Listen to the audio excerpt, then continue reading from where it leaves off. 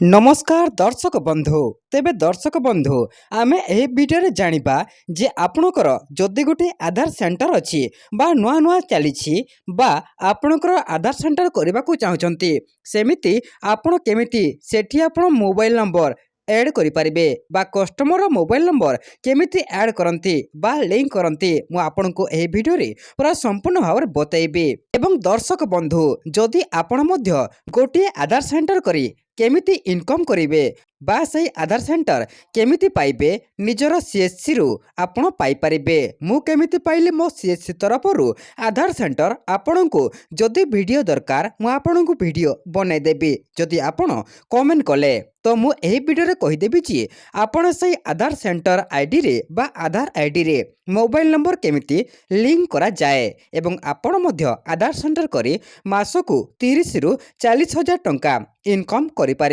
तो केमिति कौन करेंगे मु आपण को एही वीडियो रे पूरा संपूर्ण भाव बताई। तेबे चलंतु आजिर एही वीडियो को आरंभ करिबा।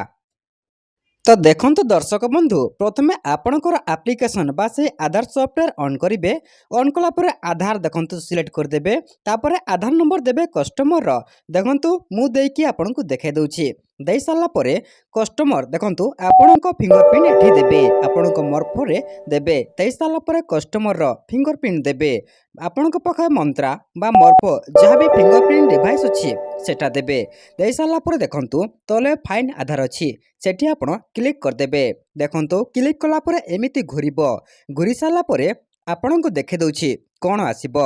ताकि आपणकर कस्टमर रो आधार फाइन हेकी आसीबो देखंतु कस्टमर रो ना गाँ जहाँ थिबो ताहा आसीजिबो तलको टिके स्क्रॉल करिवे एवं एठी देखंतु एई पेंसिल रे क्लिक करिवे जहाँ कि मोबाइल नंबर चेंज करिबा एठी जहाँ कि कस्टमर रो मोबाइल नंबर जहाँ थिबो ताहा एठी आपण पुट करिवे बा फिल करिवे देखंतु मु सेठी कस्टमर मोबाइल नंबर देकी तले देखंतु नेक्स्ट अछि से नेक्स्ट रे क्लिक कर देबे पुणी थरे नेक्स्ट रे क्लिक कर देबे तापरे कस्टमर पुणी थरे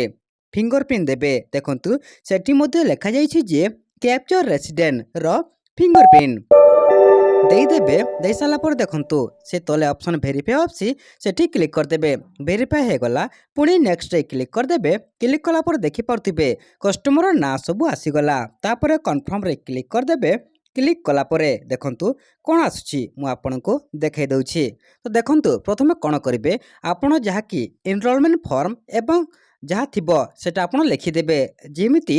ना अछि जेमिति ना अछि सेमिति आपण लिखि देबे से एनरोलमेंट फॉर्म रे सेठी लिखि साला परे से कन्फर्म रे आपण देखंतु ए कन्फर्म रे आपण क्लिक कर देबे जहा जहा थिबो ताहा लिखि देबे मोबाइल नंबर भी लिखि देबे एवं कन्फर्म रे क्लिक कर देबे जदि एहा मध्ये आपण जानि नथिबे कमेंट करंतु ताहा मध्ये मु नेक्स्ट वीडियो रे बतै देबी।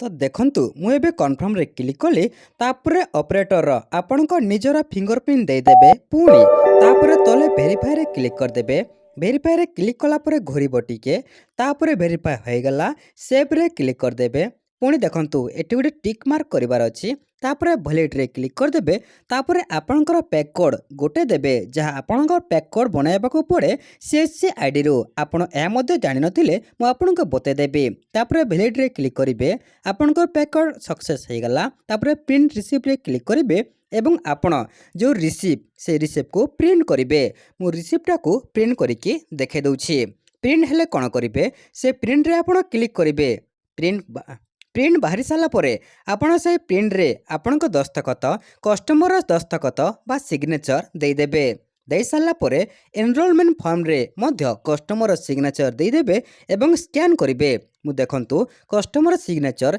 एवं मो सिग्नेचर बा ऑपरेटर सिग्नेचर देकी स्कैन करिवे देखंतु से जो तले ऑप्शन टे अछि प्रिंट रिसीप्ट प्रथमे आपणकर रिसीप्ट को प्रिंट करिवे जहाँ दस्तखत देथिबे देखंतु मु क्लिक करदेली से जो प्रिंट ऑप्शन रे जाके रिसीप्टा तापरे स्कैन नबो स्कैन कला परे बा स्कैन नेला परे सेठी शो करिवो आपणकर रिसीप्टा तापरे आपण सेव रे क्लिक करिवे मु आपनको देखे दउछि। तो देखि पारथिबे मोर स्कैनटा हे गला तापरे तले सेव ऑप्शन अछि सेव रे क्लिक कर देबे पुणी टिके घुरिबो तापर तले देखंतु एनरोलमेंट फॉर्म अच्छी एनरोलमेंट फॉर्म को पुणी स्कैन करेंगे ଦେଖନ୍ତୁ ମୁଁ ପୁଣି ଯେଉଁ ସେକେଣ୍ଡ ଫର୍ମ ରହିଛି ଏନରୋଲମେଣ୍ଟ ଫର୍ମ ସେଠି କ୍ଲିକ୍ କରିକି ସ୍କାନ୍ କରିକି ଆପଣଙ୍କୁ ପୁଣି ଦେଖାଇ ଦେଉଛି। ଟିକେ ୱେଟ୍ କରିବେ ଫ୍ରେଣ୍ଡସ୍, ଯାହାକି ସ୍କାନ୍ ନେବ ଆପଣଙ୍କ ପ୍ରିଣ୍ଟରରେ ସ୍କାନ୍ କରିବା। ଦେଖନ୍ତୁ ସ୍କାନ୍ ହେଲା ପରେ ପୁଣି ସେ ତଳେ ସେଭ୍ ଅପସନ୍ ଅଛି, ସେ ସେଭ୍ରେ ଆପଣ କ୍ଲିକ୍ କରିଦେବେ। କ୍ଲିକ୍ କଲା ପରେ ପୁଣି ଟିକେ ଘୁରିବ, ତାପରେ ତଳେ ଦେଖନ୍ତୁ ସେଭ୍ ଅପସନ୍ଟେ ଖୋଲିଯିବ। ଦେଖନ୍ତୁ ଘୁରୁଛି, ସେଇ ସେଭ୍ରେ କ୍ଲିକ୍ କରିଦେବେ। କ୍ଲିକ୍ କଲା ପରେ କମ୍ପ୍ଲିଟ୍ ଦେଖନ୍ତୁ କମ୍ପ୍ଲିଟ୍ରେ ଆପଣ କ୍ଲିକ୍ କରିଦେବେ। କ୍ଲିକ୍ କଲା ପରେ ଆପଣଙ୍କର ମୋବାଇଲ୍ ନମ୍ବର ଲିଙ୍କ୍ ହେଇଯିବ, ମାନେ କଷ୍ଟମରର ମୋବାଇଲ୍ ନମ୍ବର ଲିଙ୍କ୍ ହେଇଯିବ। ତ ଏମିତି ସାହାଯ୍ୟରେ ଆପଣ କଷ୍ଟମରର ମୋବାଇଲ୍ ନମ୍ବର ଲିଙ୍କ୍ କରିପାରିବେ ଆପଣଙ୍କ ଆଧାର ସେଣ୍ଟରରେ। ଏବଂ ଆପଣ ମଧ୍ୟ ନୂଆ ଆଧାର ଆଇଡି ପାଇବାକୁ ଚାହୁଁଛନ୍ତି ବା ଆପଣ କେମିତି ପାଇବେ ଆମକୁ କମେଣ୍ଟ କଲେ ମୁଁ ଆପଣଙ୍କୁ ବତେଇଦେବି କେମିତି କ'ଣ ପାଇବେ। ମୁଁ କେମିତି ପାଇଲି।